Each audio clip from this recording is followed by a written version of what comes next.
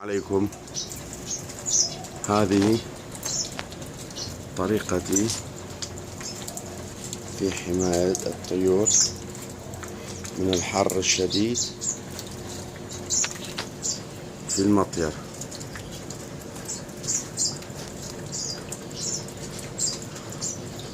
الرزان بمشي وياه باوندشي ويانا ندرون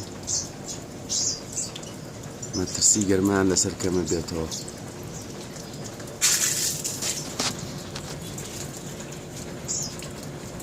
الماء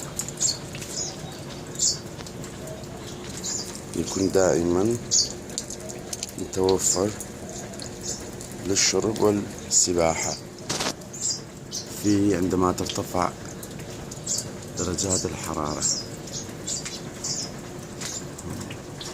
ما شاء الله حر.